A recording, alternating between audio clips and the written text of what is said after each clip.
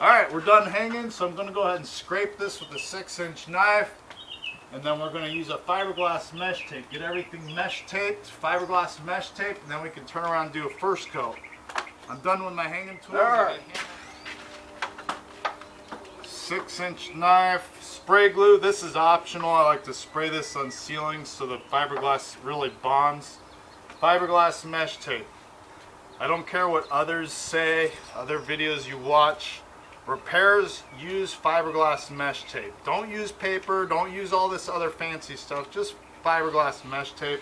It'll save you some headaches. Always scrape your edges. Any loose stuff, just get it out of there. This is a good time to prep, double check everything, anything you missed. This is a patio, so everything's real loose because they haven't painted it in a long time. Outside texture I like to scrape so if there's any boogers, so when I go to mud it doesn't cause chatters.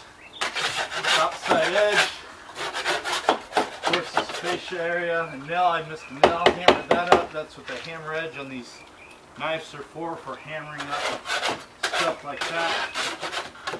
Scrape your area really good, your joints. This is where you're going to run your tape. Everything looks good. Stucco edge.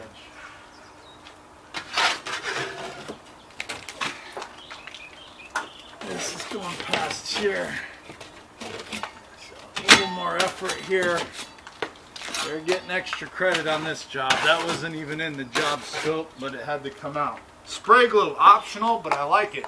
If you got it, use it. If not, no big deal. Any areas like this, it helps the mud and tape bond really well. It's really important on patios because patios are dirty, dusty, old. So I just spray it on the joints, basically wherever I'm going to lay out the thing. Any loose areas, I just spray a little. Then I like to tip the can upside down. It's kind of like spray paint. You got to clear it out so the material doesn't clog the tip. So next time when I use it, it'll be ready to go. Fiberglass mesh tape. Do your butt joints first. Always do your butts if possible before you do the joints. Use your 6-inch knife to cut it. I'm just going to do all the joints, everything nice and tight. Go past the actual crack. Sometimes I like to overlap it with the next direction so you create a strong point here. You'll see a lot of my videos, repair work. I like to do this fiberglass mesh thing. I'm going to do a flat tape right to this where the stucco meets the drywall. And they can also finish this with a nice bead of caulking, like the stucco caulking or something like that. Gives it a perfect finish. Any loose strings of fiberglass, that's the only thing I don't like about fiberglass. You get loose strings like that, just pull them out.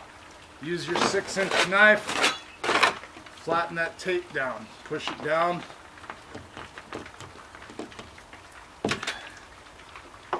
You overlap it like I did here, you can just pull the tape back up, reposition it, push it down, just like that. The tape's naturally sticky on the back, it'll stick, but I like to do on the ceilings because I don't want it to fall down. I'll go mix my mud and I come back and all the tape's falling down. Here this area is kind of rough, so I'm going to just put a piece of fiberglass right over that. No big deal. Any gaps, if you're concerned with the gap, no big deal. You're going to pre-fill it, but you can also do 2 layers of fiberglass. That's extra credit. You're going beyond what's needed. This material's already rated as strong as could be. So double layers gives you extra credit. I'm going to flat tape against the fascia where the sheetrock meets the wood fascia board. Nice flat tape. So it goes, there's no gaps. Go past my patch area because it's a little damaged rough over here. Go ahead and press it down.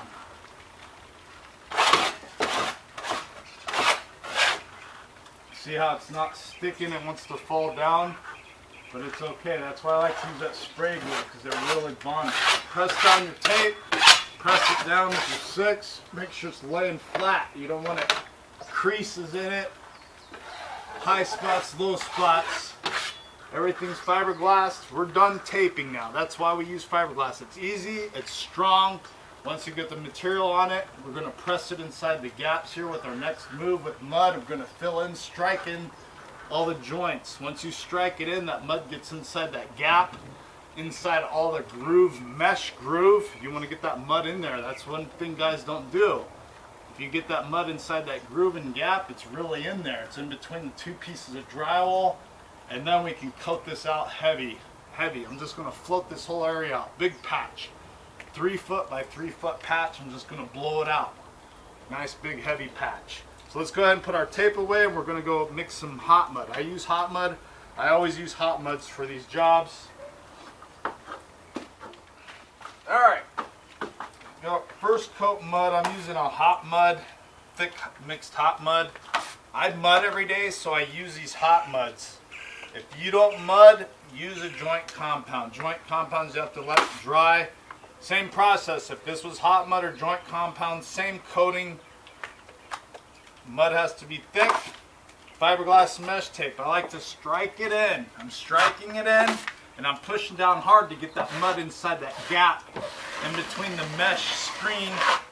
I got all that mud pushed up inside that gap. This is the most important step if you want to prevent cracking. Strike it in, push it down. I'm pushing it down hard. I got that mud inside that gap.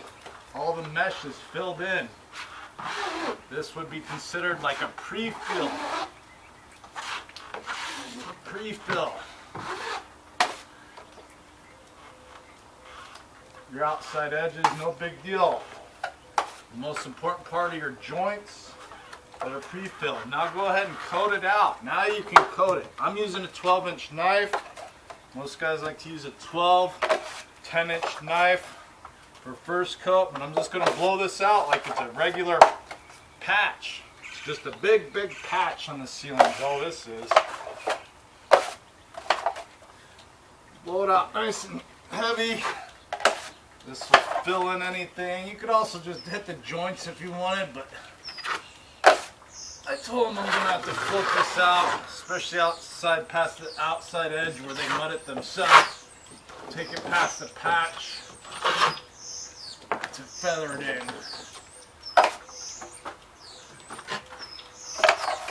This area here, fill that in, fill that in.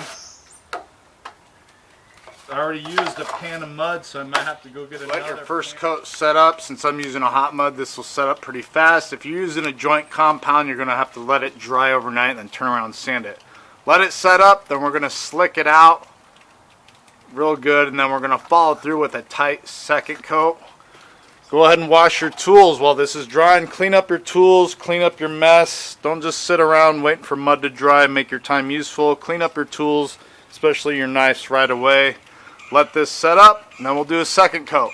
Once it's all second coated, then we'll follow through and just texture it. It's just a real rough texture here on this. Then we might even do some caulking, caulking the fascia board where the drywall meets the fascia, and then where the drywall meets the stucco, I'm going to caulk that in so it's a nice finish. Give them what they pay for, nice finished drywall job on a patio. Also, if you haven't liked, go ahead and like this video, subscribe. And we're going to finish off this video by getting this completed. Once we get it completed, just let it dry 24 hours or so. Turn around and primer and paint. You'll always primer drywall before paint. I know they have paint primers in one, but I recommend just using a regular dry. Once your mud sets up, it's easy. Hot mud doesn't have to be fully dry. It's good enough to slick out. So I'm going to go ahead and slick it out. Alright, once your first coat sets up, then you're going to slick it out. Use a damp, wet sponge and a 6-inch knife. Basically going to take the edge. You always want to get rid of the mud edge on any patchwork. Get rid of that edge. You don't want to see that sharp edge. And then slicking out. I have other videos on my channel on slicking out. This is the process only used with hot muds. Hot muds include the 5 minutes, 20 minutes, 40 minutes, the 90-minute muds. We have to slick it out. You don't let this stuff fully dry. You have to slick it out as it's setting up. Basically, you're manipulating the material. You're wiping away all the lap marks, all the heavy areas. Anything that's here is slicking it out. If you do a good slick out, you're basically taking off the extra materials before it sets up. And then your slick out technique is almost like another coat. So this one coat, once I get it slicked out really nicely, it's almost like a 2-coat job. A nice slick out job. Sometimes you can get away with just doing a one good coat and a slick out and you're ready for texture. But you always want to do at least a 2-coat skims on these jobs before you do texture. This technique's only used with hot muds. If you're using a joint compounds I recommend you use if you don't mud a lot. I mud every day, so I work with this more professional grade hot muds that set up quickly, and that way I can finish my jobs in one trip. If you're not in a hurry and you haven't mudded a lot, just stick to a joint compounds. Joint compounds, you put them on, they have to dry overnight. After they dry, then you sand them like with 80 grit or 150 grit sandpaper. Then you turn around and do a second coat over it. Those are more forgiving. If you make a mistake with a joint compound, you can sand away your mistake. With the hot muds, once they go on and they set up, that's how they set. It sets up almost like a strong cement. So that's why we do hot muds, and we have to slick it out before it sets up. I know you'll read the bag and it says easy sanding. I've never sanded hot mud once. If I'm going to mix any hot muds, I know I'm going to slick it out. I'm not going to mix up hot muds, put it on the repair or the drywall, and then just walk away for it and call it a day. I always wait for it to set up. Some guys like to sprinkle a little bit of hot mud in their regular joint compound to get it to set up quicker. Then it gets kind of tricky. But I'm just going to slick it all out. This first coat, you get it nice slicked out, and then it'll be ready for a second coat. Second coat, I'm just going to follow through and do a tight skim coat. All right, with the second coat, it's a little thinner than the first coat, mixed up really well. I'm going to use a 12-inch knife. Basically going to start on the other end. Since I didn't get a lot of mud on the very end of it, I'm going to start at the last of it and fill it in. Basically, I'm just going to fill in this whole area. I'm going to use up all the mud in my pan. I always put all the mud on my pan on these bigger patch jobs. Use it up. I want to see if I can do this whole patch with one pan of mud. I'm probably going to get halfway through and then I'm going to start running out of mud. That's okay. I'm going to trowel off the extra mud, feather it off, and it'll give me enough mud to hopefully finish this patch. When you work with hot muds, you only mix what you can use. You don't want to waste materials if possible because it does get expensive and it's just wasted materials, wasting time. So you just mix up what you can. That's why I mix it up pan by pan when I use 5 minutes. If you're doing a larger project, sure, mix up a big bucket of 20 minute, 40 minute, 90 minute. But I don't like to pull out the drill, pull out all the mixers, have to wash out buckets, all that. So that's why I just mix a pan at a time. Of course, if you're working with other people and got 2 or 3 guys on a job, then you're going to have to mix more materials so you can all use some. On the outside edge, I'm just using my 6-inch knife since it's chattery, real against the stucco and the fascia board. I'm just going to use my 6-inch knife. It's 6-inch knife, a smaller knife. Sometimes you can get that better detail work. I'm just floating it out. Also, you can go the opposite direction with your second coat. You can go the opposite direction of your first coat. It doesn't hurt. A lot of guys like to practice this technique, going the opposite direction per coat. You're just filling it in. This was a big heavy patch. Remember, I pieced it in. Now we're blowing it out. Real heavy, big, ugly patch here. We're basically tying into this old patch into a new patch. So on the left-hand side is old repair work someone did. The texture is not the best, so I'm going to end up probably texturing the whole area just so it looks nice. Extra mud I feathered off got me to finish this last part of it. I'm going to trowel it down, get the edges, and whatever leftover mud is, I'm going to get a second coat on all my first coat mud.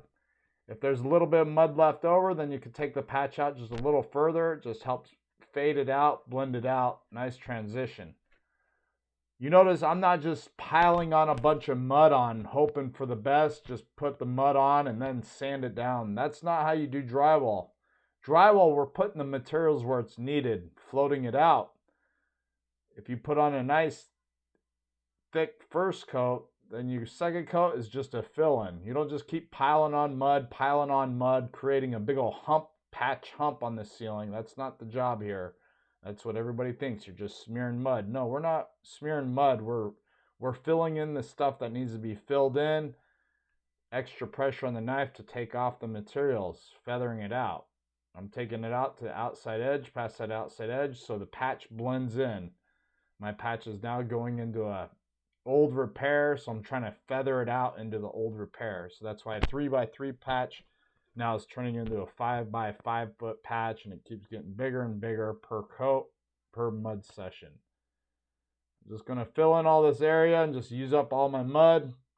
This patio needs some help, so I'm just going to use up all my material. That way I don't have to scrape the pan out and clean out the pan. I'm basically using up everything I mixed up. Nothing goes to waste. Everything gets used and used correctly on the ceiling. I'm doing the edge around this fascia, doing a nice fascia, mud to the fascia, and make a nice clean job. Once you get it second coated with hot muds, you're going to have to let your hot mud set up. If you did use joint compounds, what I recommend you do use joint compounds, use those, because those, if you make a mistake, you can sand it away. If you're using a joint compound, you'll have to let your second coat dry overnight, of course. If you're using a hot mud, you just got to wait till it starts setting up.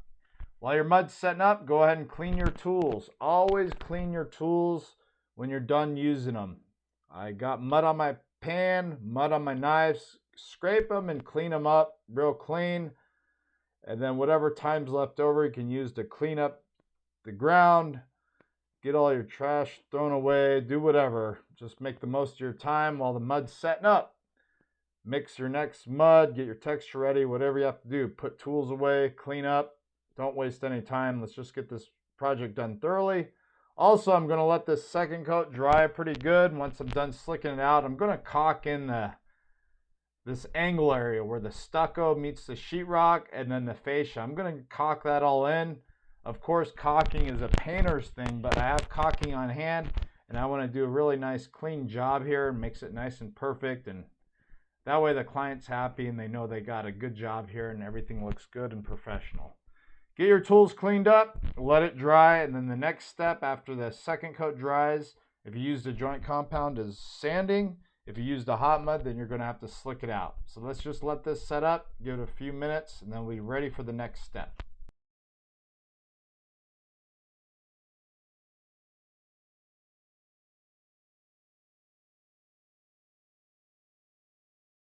All right, second coat set up. Same thing as the first coat. I'm going to slick out. I'm going to get rid of this edge. That's the most important, getting rid of that edge. Take a nice clean 6-inch knife and we're going to just slick it out just like the first coat. Same step. You do this in between every coat of hot mud.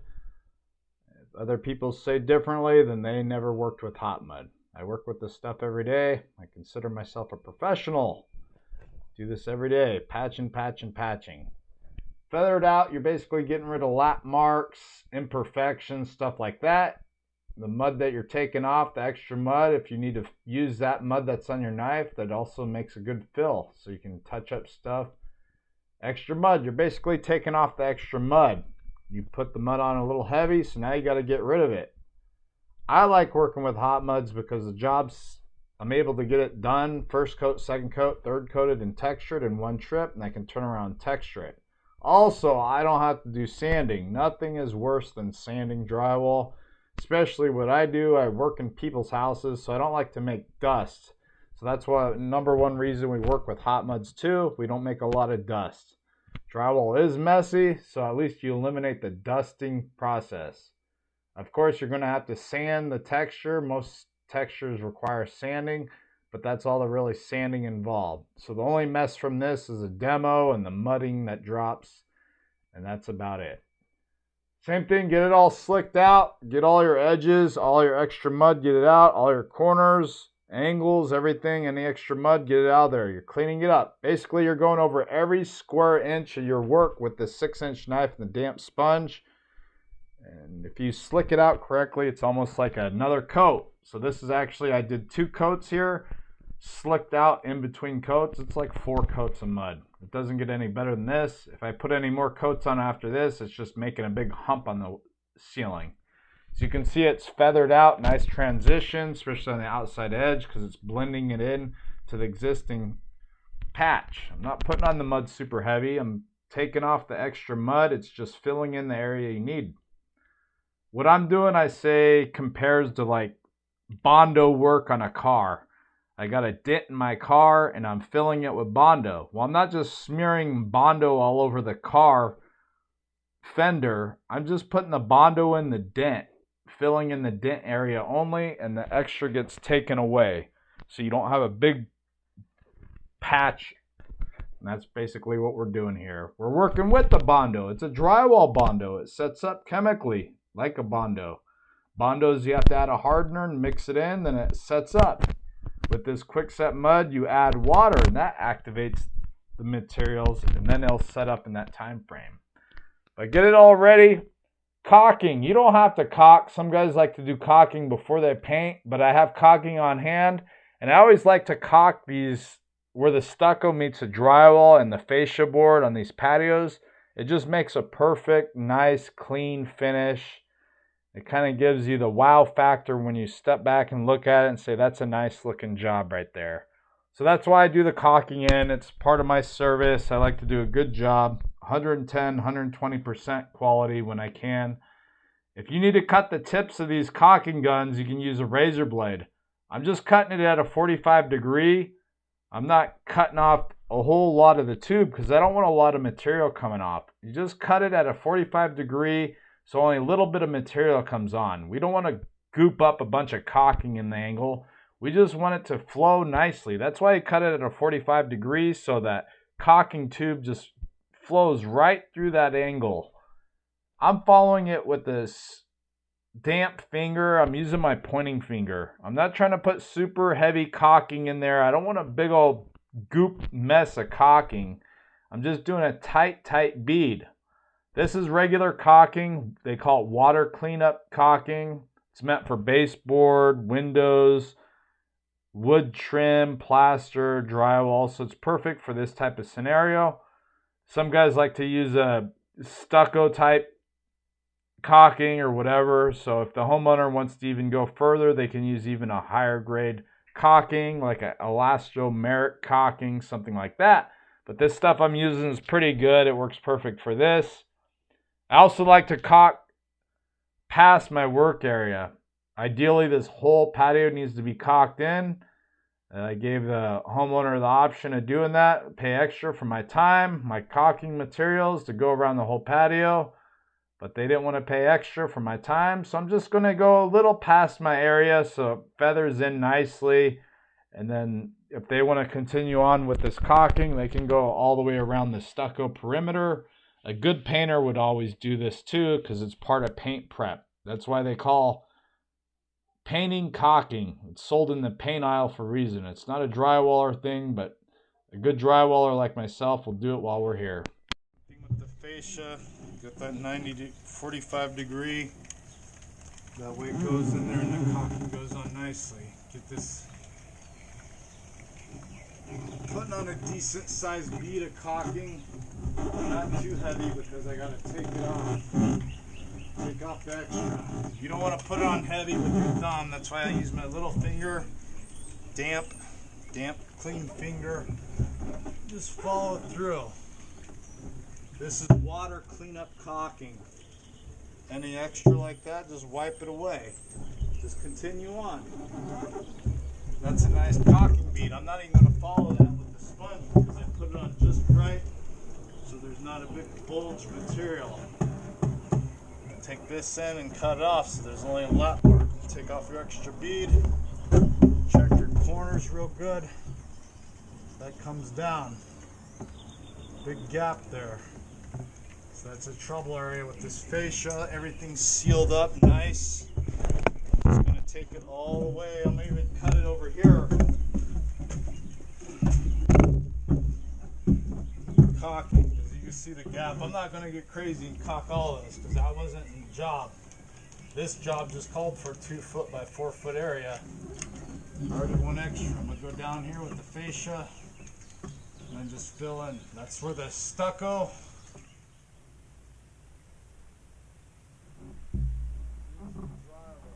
Cocked in. Any extra, you can take your sponge, but I didn't get too crazy. I'm gonna take some of this outside area here to get the dust away, because next I'm gonna be texturing. But it's all cocked in. I like to back this out. Everything's cocked in.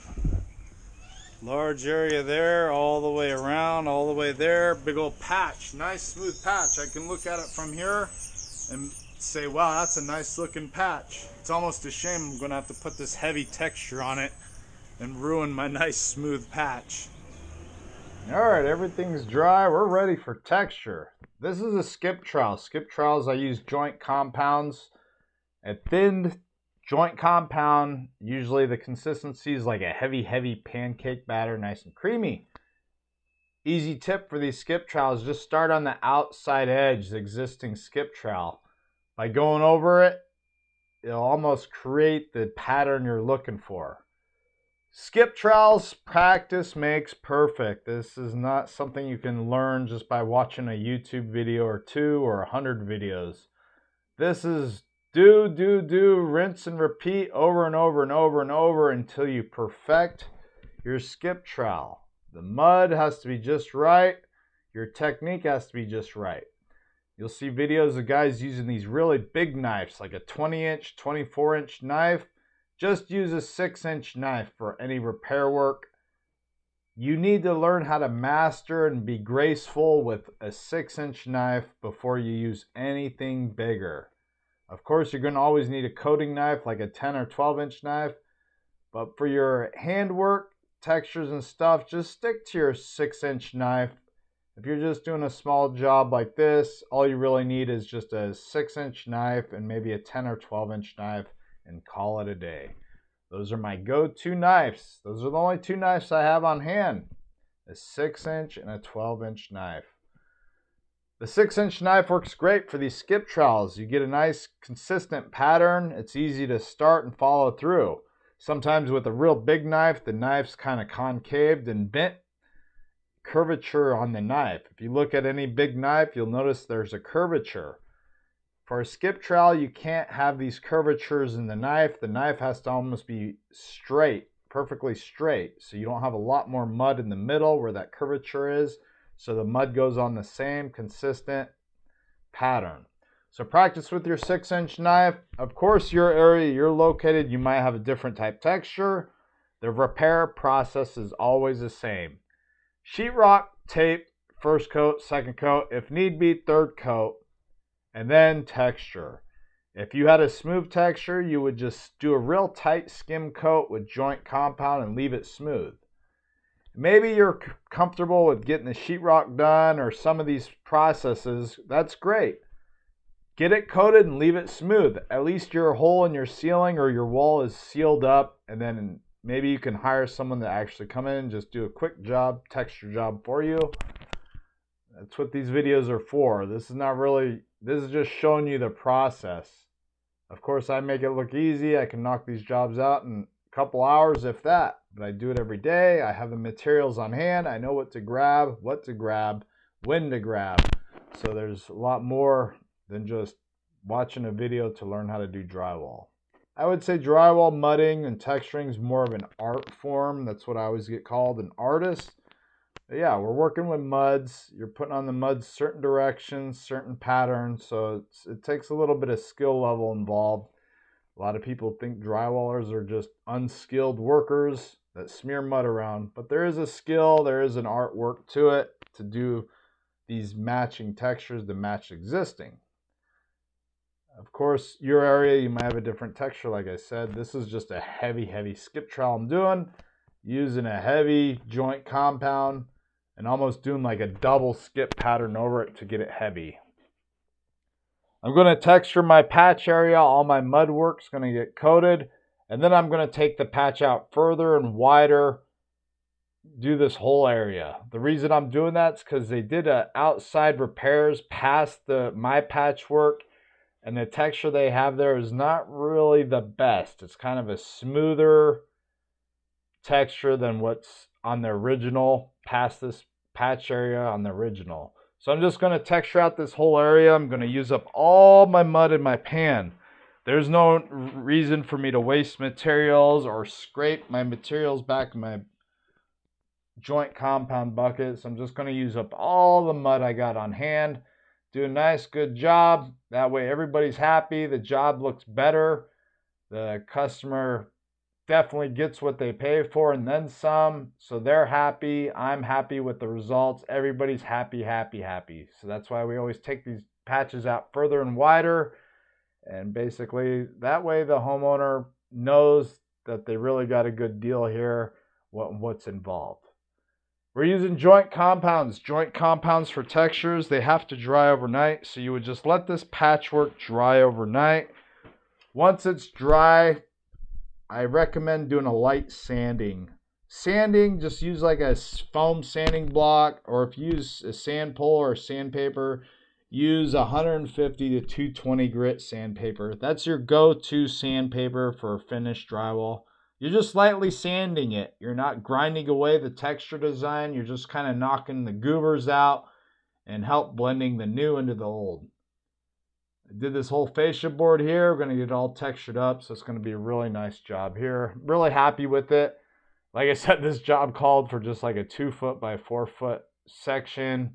I ended up replacing a 3 foot by 3 foot section, and it turned into a big patch.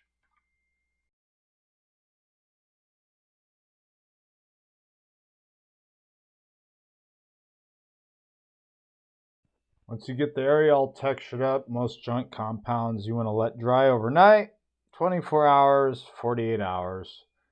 Since it's a cooler, rainy day, I just told the homeowners, give it a couple days, let it set up. Primer, you always have to primer new drywall. I know they have all these paint primer and ones, all these fancy paints out there now, but just stick to good old-fashioned primer. They have a stuff called PVA drywall sealer. That works awesome for new drywall, or Kills 2 latex. Kills 2 latex, everybody's familiar with Kills. The Kills 2 latex is in a blue can. I recommend primering most, if not all, drywall repairs with the Kills 2 latex. It's a stronger material. It seals, it protects, it primers, it does everything. Also, patios. I would just literally just re-primer this whole patio and repaint this whole patio after this is done. The reason I would do that is because it gets weathered. Wind, heat, cold, humidity, all the different weathering it gets. The best thing you can do on patios, if you are going to have sheetrock on them, is to have them protected with fresh paint. Every 8 years or so, 5 to 10 years, keep an eye on it. I'm thinking after about 5 to 8 years, it's time for a fresh coat of paint on these patios. A lot of people don't have sheetrock on patios. Some people have wood, but if you do have sheetrock on your patios, you're going to have to keep it painted. Gloss paint will also help protect it. Just gives you more longevity. Hope you like this video. Please subscribe.